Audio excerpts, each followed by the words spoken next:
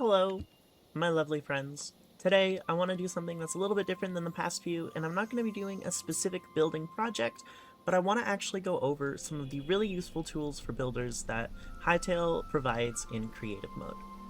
To get this started, I want to kind of break this into a few categories. As you can see, once you go to creative tools, there's assets, world, building tools, machinima, and help. Obviously, help's not a category. We're going to stick with the builder tools, and specifically I'm going to go over the first page, the second page, the third page. The fourth page is not something I'm personally going to need at this time, and it's not something I had time to really get invested in, and there's also quite a lot of missing features going from here on out, but these first few pages seem pretty well fleshed out, so I'm going to go through them the best I possibly can. The first tool I want to start with is actually the selection tool, and I'm going to start with this first because it'll give me a perfect canvas for us to actually work on. So this one's really easy to use actually. The first thing you're going to do is create a little box. We're going to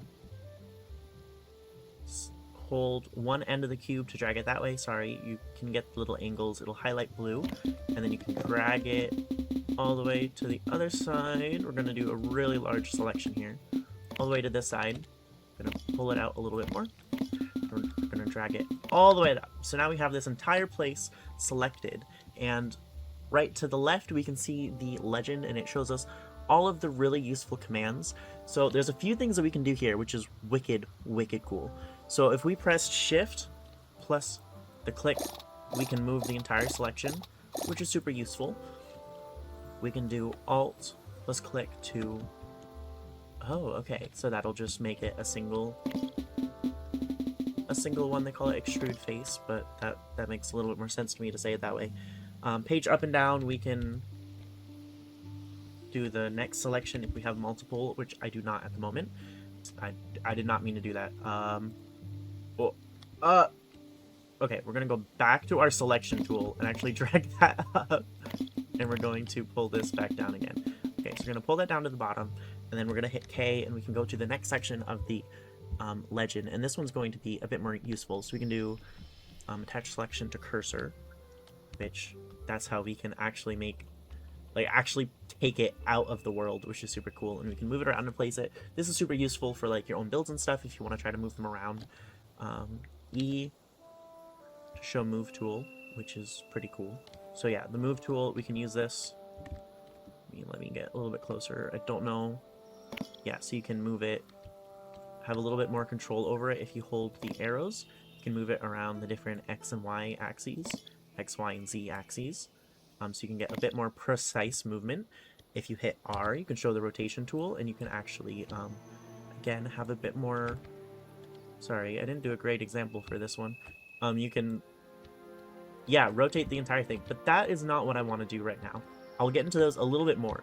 You can do X to cancel movement and rotation. We can go right back to normal. Shift C to copy and paste, which I will do in a second. Those are a bit more useful for smaller things, at least in my opinion. You can save prefabs this way, which there's a lot to prefabs. I would like to do that in a separate video, and I think that would be much more educational than trying to fit it all in one. If we go back to the next one, there's a whole bunch of commands, and these are the really useful ones, because after you have a selection, you can actually do, first you need to make sure you do /opt self, and that gives you, opt self, and that makes sure your operator on the world. It's kind of weird that you need to do that yourself. And then you're going to actually do, you can do /replace, you can do /cut, you can do a whole bunch of cool commands and stuff, instead of actually using specific keybinds or mouse clicks. But we're actually going to do /clear, and that'll clear the entire selection. And good news, if you did something wrong, you can also do Shift Z and it'll undo everything. You can do Shift Y and it'll redo whatever you undid, which is very useful. Then we're going to hit delete, and that'll get rid of the entire selection for us. Alright, so now that we have a little bit of a bigger area to work with, I'm actually going to go and grab our extrude tool, and I'm going to make a quick little tower thingy. This is just for demonstration. I will talk more about the extrude tool in a little bit, we're going to go back to our selection tool. We're going to select this, and this is how I'm going to show you guys how to copy and paste. Well, first I'm going to show you guys how to actually move the selection around, and then we're going to go into copy and paste. Okay, so we're going to hit T to attach the selection to the cursor. We're going to move it, let's just say, to this corner on top of the stone. And we're going to hit right click, and that'll set the paste and exit it. So then we're going to hit E to show the move tool, because I want this to be a little bit more this way and a little bit more into the ground. And then we're going to hit right click to set and exit again. And then we're going to hit R because I actually want to rotate this, and we're going to rotate it in kind of a weird direction, just like that. Sorry, there we go. It's a little bit weird, but I actually think that will work for right now. And then we're going to go ahead and exit it, and we're going to hit delete to leave the scene. And that obviously looks jank, but I want to do something a little random. So we have these pre-generated houses I pulled up earlier. I'm going to go ahead with the selection tool. I'm going to do this really quickly. All right, now that I have a selection, I'm going to go over to our paste, or keep on our selection tool, hit Shift C, and that is going to copy it. We can then hit delete and remove that selection entirely. We don't have to worry about it. We can then come to our paste tool, and you can see the entire thing is here. So this is cool. You can hit R to rotate it normally, then you can hit Shift R to rotate it on the X axis, Alt R to hit it on the rotate it on the Z axis, and then you can hit right click to actually place this. And again, you can do Shift Z to undo it, and Shift Y to redo the undo. And that is pretty much the extent of the copy paste tool, but it is so incredibly useful. Like, trust me, I use it a lot.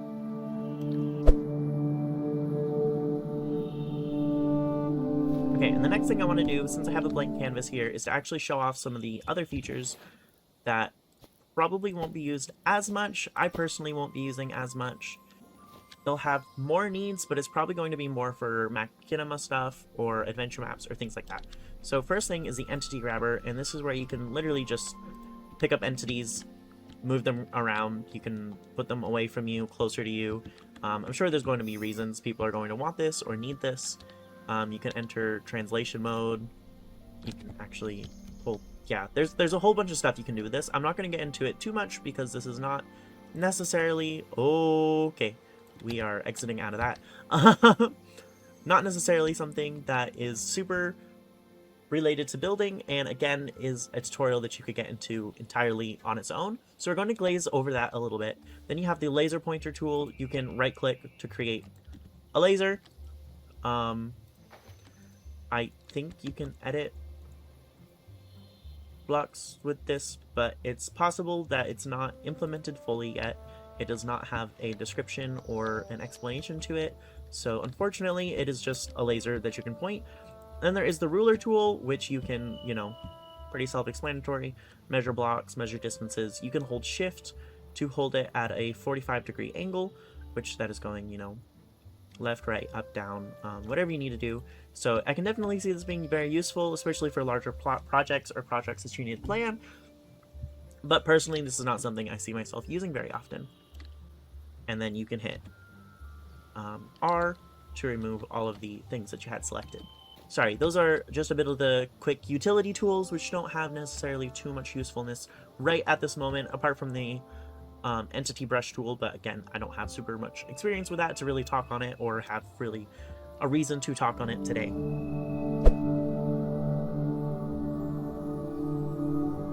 But now I want to get onto a few of the other tools, which is going to be the sculpt brush tool, the flood brush tool, and the layer brush tool, just so we can stay on this page for the moment. So the layer brush tool right now just removes, as far as I can tell. It does not have much of an explanation, but it just removes from up to down. And yeah, that is generally all I'm getting from it. And unfortunately, again, there's not a lot of information on it. You can use the arrow keys to make it larger or smaller, bigger, taller, whatever you want to do. You can, make it a single layer, and you can use it to just remove a little bit of layers at a time. The next thing is the flood brush tool, which we're actually going to go ahead and fill in this area. And yeah, unfortunately, I don't think the flood brush is completely implemented yet, which again, this is very early access, so that is to be expected. The next one is the sculpt brush tool, and this one I actually like quite a bit. There is a legend for it. It does explain everything, so you can go ahead and hit middle mouse button to click what you want to do, and you can just melt away in kind of a curved way, and then you can kind of use the entire thing to, like it says, sculpt a shape. You can remove, you can add, remove with left click, add with right click, and then you can do Shift Z and Y to redo and undo, and then you can also use the arrow keys to make it larger, smaller, taller, or thinner. Alright, and the last tool I did not mean to forget is the pointer tool, which is so useful. So what you can do is you hit one point to the next and it fills that entire point in. It's the same thing as the sculpt brush tool. You can middle mouse button click to make your selection. You can actually do the same thing you can do in the ruler and hold shift and it'll keep it at a 45-degree angle. So you can do things like this. You can also, and this is the way I like to use it, if you want to just completely almost replace the blocks, you can use it as like a single brush tool, but you have to be a little bit picky with it because if you do something like this that I did by mistake, you can just completely draw over something. So it's very useful. This tool is actually awesome, and it's not something I would have personally thought about before, so it's great that they added it.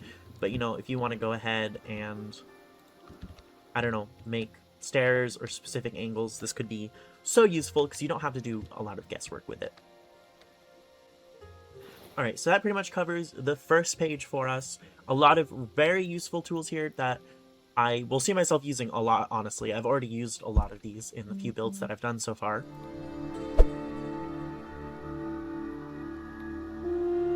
The next tools we have a very important one that I want to get into again, and like I mentioned, is the prefab selection. We're not doing that today.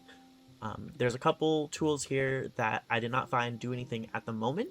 I'm not going to touch the hitbox tool because, again, not necessarily relevant for building. We're going to work with the extrude tool, the smooth brush tool, the scatter brush tool, and the noise brush tool.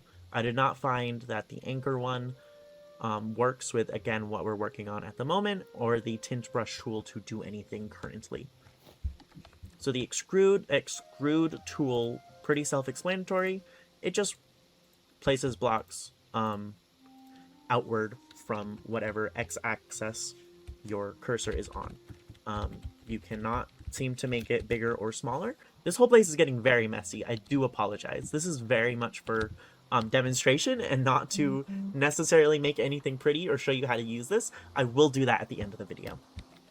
Alright, the next is the smooth brush tool, and this will actually smooth everything, and this is great if you want to use this on your extrude that you made or whatever. And this is awesome. I really like this. It actually makes it very easy to do quick terrain work if you want to do a large project that maybe isn't focused, like you don't want to do big details on terrain because maybe that's just not what your project is.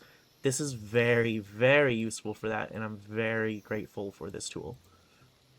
So there we go. We can do quick smoothing on the terrain here and just start to kind of pull it in a little bit better since, like I said, this is something I was using for demonstration.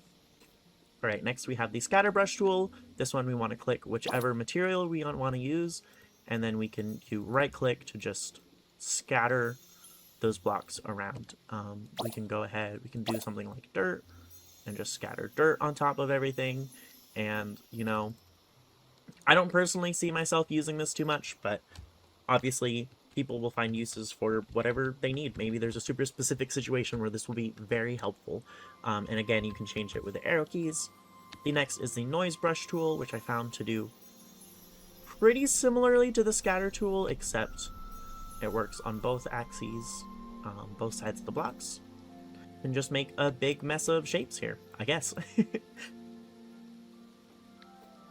Alright, and that takes care of those tools that I wanted to show. Again, not a whole lot of complicated things here. Thankfully, that first page really had the most to go over with the copy tool and the paste tool, or the select tool and the paste tool.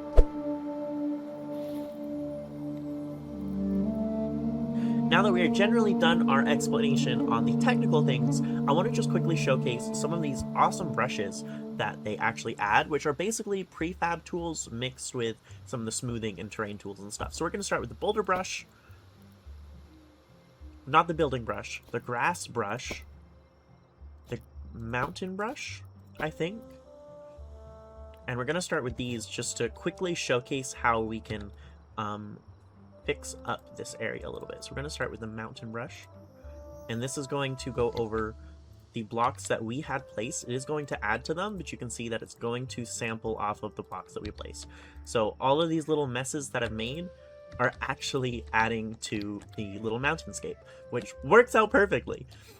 It really takes what I did and puts it to a good use. And a ways you can utilize the both of these is use something like the extrude tool, where you want to make a little mountain peak, and then you take the mountain brush and you can just go over the entire piece and make a little mountain out of it, or a little peak, which is super cool. And then you can go ahead with the boulder brush and you can just add quick little boulders. You can also do middle mouse click to change, maybe not. Maybe you can't currently change what material the boulder is going to be. Again, these brushes, this is all still very early access. And just like that, we made this little area that completely hollowed out and turned it into actually a pretty decent landscape here. Then I am curious about the grass path. Oh, that's gorgeous. We can right click to actually do a selection and left click just to kind of, how would you say it, convert anything that could be. But yeah, we can make just a little path going through here. Yeah, be careful when you do this on trees, because if you see in the back here, I'll do an example. If you do it on the trees, it will turn the trees into path blocks, and it is a nightmare to remove. But you can do Shift Z to undo it if you do make a mistake like that. Alright, a couple of the other cool brushes will be the building. Ooh, let's undo that one. This is the ruin. Oh, yep, we can undo that one.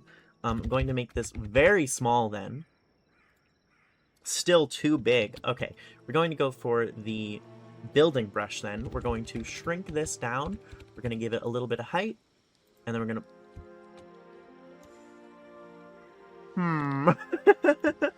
Okay, let's try that again. Let's do that. Okay. Let's do that. Okay, there we go. Let's get rid of all that. And there we go. We can, you know, we'd have to come in and fix these up a little bit. Oop, let me get rid of that tool. Fix these up a little bit if we wanted to use the brushes like this, but you know, it can be super, if you want to just make like a background scape and you want it to be like, you want to set a scene for your build, this stuff's super easy, because anything that you're doing from far away, you really don't need details on.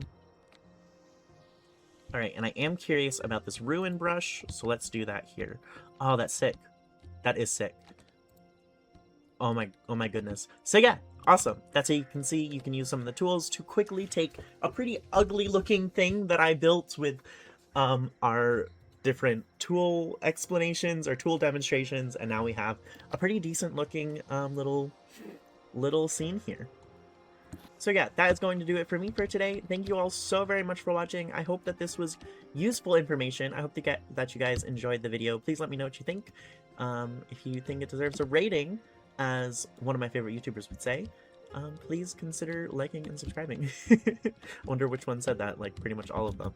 So thank you guys very much. I really appreciate it. Let me know what other content, Hytale content you want to see, and I hope you all are able to use this. I did not know about these when I started building in Hytale, and I'm very grateful to learn about all these creative tools now.